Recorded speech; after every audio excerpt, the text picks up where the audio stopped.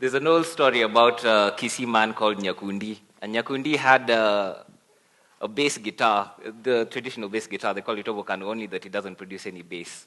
And it has 8 strings, but Nyakundi had this habit of only plucking one string, and he just goes ding, ding, ding, ding, ding.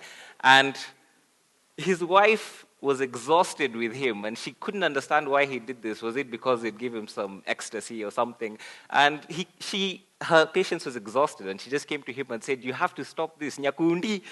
And he turned to her and he said, "All those other melodies that you'd like me to try are played by people who are looking for the place. I've found it." Now, depending on what your perspective is, you either admire Nyakundi or feel really pity for him. And I've oscillated through both perspectives for a very long time. And this has to do with having a fixed mindset. When I think of a lot of people who have difficulty shifting their position, I think about Nyakundi, and I find it a useful exercise to ask myself every day, am I entering a small chamber in which I can't escape? Is there room in this view of reality to be able to expand? And why is this useful?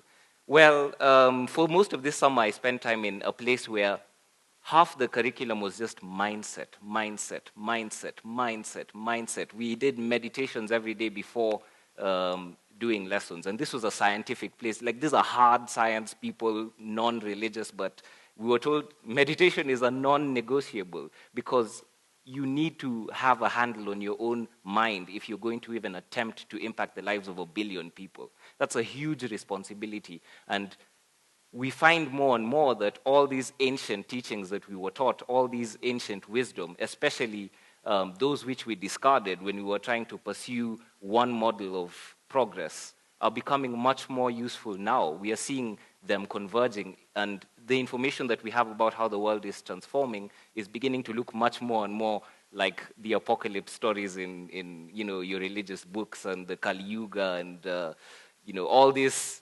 transformational things. The thing that we don't know is exactly what form this baby is going to take.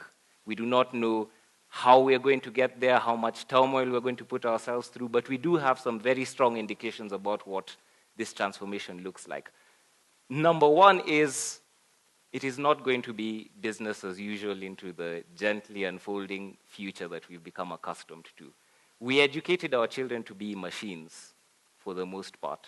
When you look at how our schools were built, the use of the bell, which resembles a factory assembly line, everybody being in neat models of issue, like this would be a 1985 model, and that's what you have most in common, and you teach people to do repetitive volume-based tasks. And we are finding that machines are extraordinarily better than us at doing that sort of thing.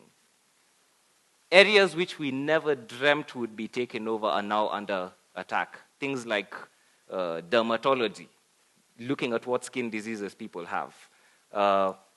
It would take a doctor perhaps over the course of a 30-year career to see 50,000 samples of many different patients, assuming that they were really hardworking. In a fraction of a second, an AI has learnt all those different samples and is already giving you recommendations much faster and much more accurately than the human doctor could. Add on top of that we have the information about a person's genetic makeup. We are looking at a world where we really have to reconsider what we are educating our children for. We're educating them for a world which does not exist. And this is what I went to learn more about in Singularity. I've gone really deep into a very deep area without telling you anything about myself. Why did I end up in this place?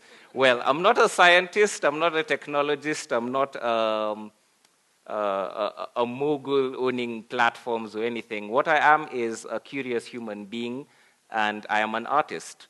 What is an artist? An artist is a member of a very broad range of disciplines which involve exploring one's own mind, modeling the world, and trying to do new things in new different ways. And it's how human beings advance and try new things and experiment with new things. The problem is we have vilified for a very long time these disciplines, and it's going to come back to bite us in a very massive way. So the one thing that I want to bring back from all this experience that we've been listening to, and even when we listen to the people who founded this university, the people who are on the forefront right now, if you listen to Elon Musk and all these different people, the emphasis right now is how can we have a creative generation, a very creative, very adaptable generation, because information is abundant. You don't have any advantage over the next person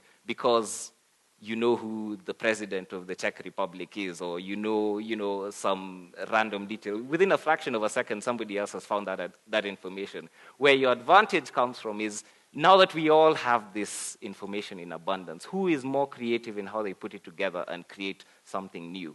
And what I really hope we can achieve together as we move forward is educate our children for creativity, number one. All other things will come.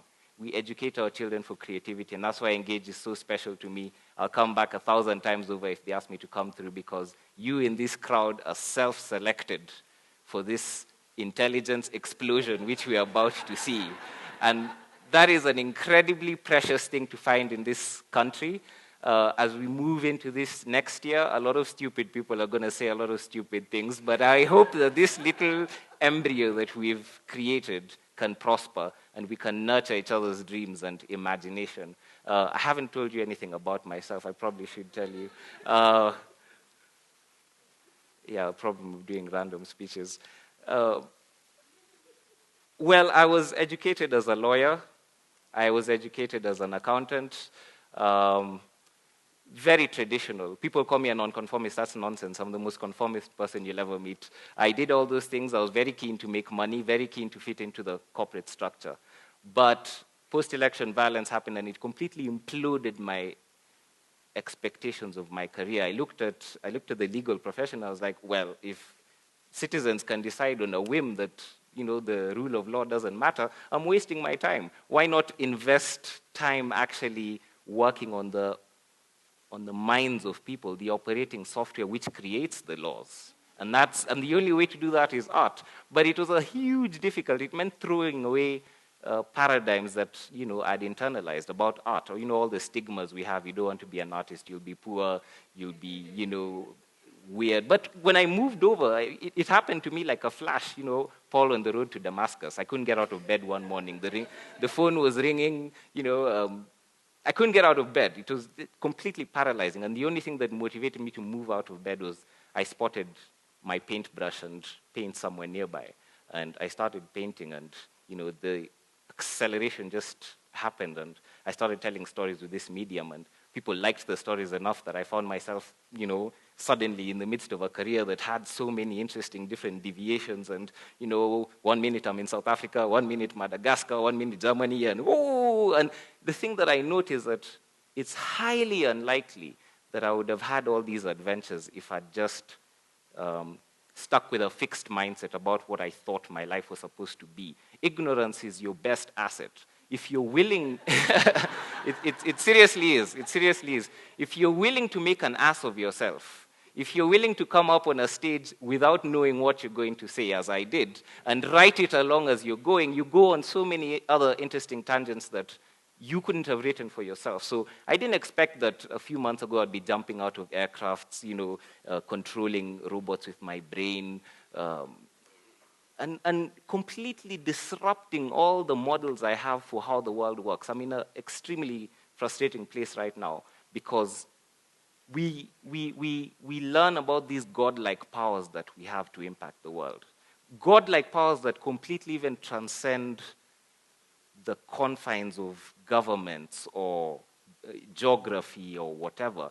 Each one of us right now, we were raised all our lives to think of ourselves as marginal, that if you want to know stuff, you have to refer to somebody externally, whether it's Time magazine or whoever, TV. I don't want to spoil people's brands. Anyway, but what we are learning more and more is that we've done amazing things as a species. We're about to set up colonies in Mars right now. Amazing things. Nanotechnology that's going to allow things to, swim within our blood, identify cancers, eliminate us, eliminate that cancer.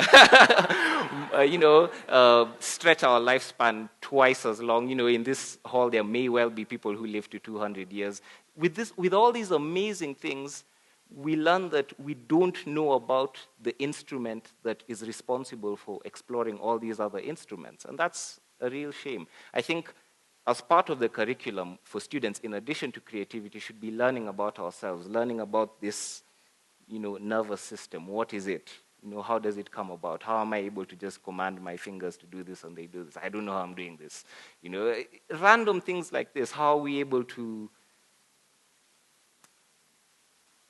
It's really amazing. It's mind-boggling. When you stretch it, your vocabulary begins to disintegrate, which is why we need art. So before somebody flags me down, I'm sure I've touched 1,000 different things. I just want you guys to explode in ecstatic exploration of your creativity. It's where we find our humanity. It's where we find our dignity. And you don't have to buy all this fake crap that you get sold on, the free market, because all the nourishment, all the love, all the rejuvenation is available to you if you use that part of your brain that is so neglected. It is so neglected. The amygdala, the fight-flight reflex at the back of our brains, that's what we keep activating with all this negative news and, constantly, communicating fear, fear, fear, fear, fear, fear, fear. Of course, you're not going to see all the progress that's happening. Of course, you're not going to see all the opportunities which you have if that's your only context. So I must escape. Thank you so much. Thank you so much.